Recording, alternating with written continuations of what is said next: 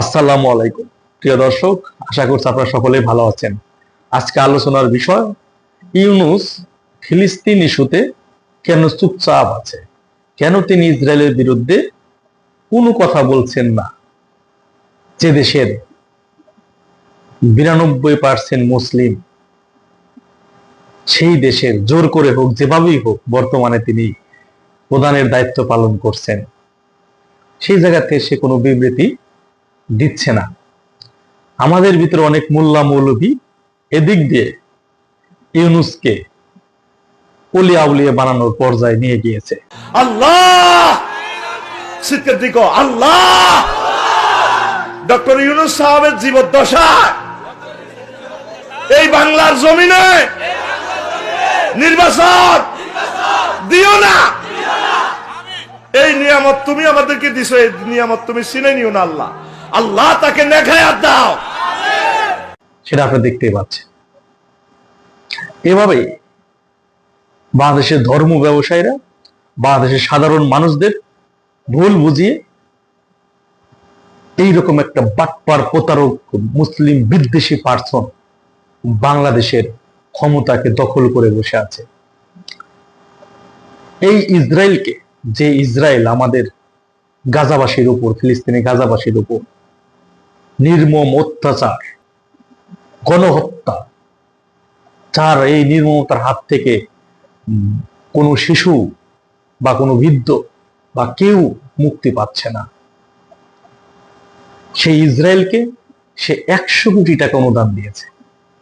দেখতে পাচ্ছেন, সে 100 কোটি টাকা অনুদান দিয়েছে। এখানেই শেষ নয়, তার সবচেয়ে বিদেশে যে দেশে বিনিয়োগ সবচেয়ে বেশি, একে হলাম ফ্রান্স, 2 নম্বরে আছে এই ইসরায়েল।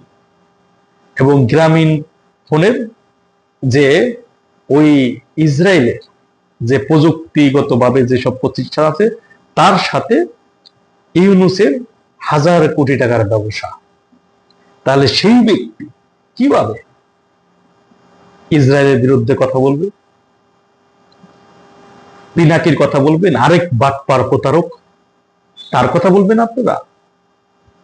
সে লরিয়ালে চাকরি করে, তার ফেসবুকে গেলে দেখতে পাবে সে এটা দিয়ে রাখছে গর্বের সাথে। লরিয়াল কোম্পানিটা কার?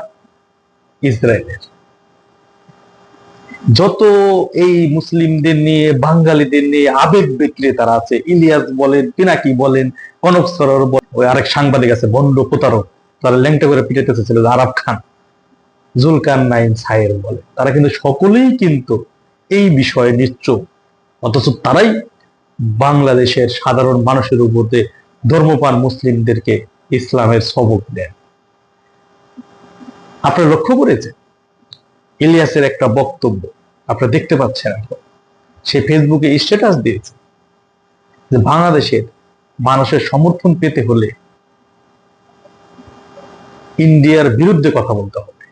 এর মানে কি বুঝাইলো? তারা বাংলাদেশের মানুষকে ভুল বোঝানোর জন্য তারা তলে তলে ইন্ডিয়ার পিড়ি ফেললো, উপরে উপরে ইন্ডিয়ার বিরুদ্ধে কথা বলে। ঢাকা না দিল্লি। কেন? ইউনূস পাগল পাগল হয়ে নরেন্দ্র মোদীর সাথে বৈঠক করার জন্য পাগল হয়ে উঠছিল যে বৈঠক করতেই হবে। বুঝতে পারছেন?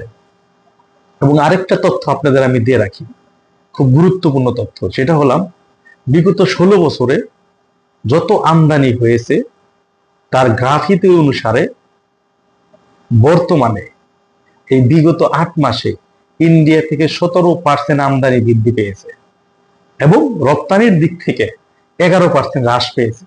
তার মানে প্রায় 28% বৃদ্ধি পেয়ে গেল। অথচ এ ব্যাপারে কিন্তু কথা নাই। মুখে ইন্ডিয়া বিরোধী, ভিতরে ভিতরে তাদের সাথে ছাড়া চলার কোনো উপায় এই বাটপার প্রতারকদের নেই।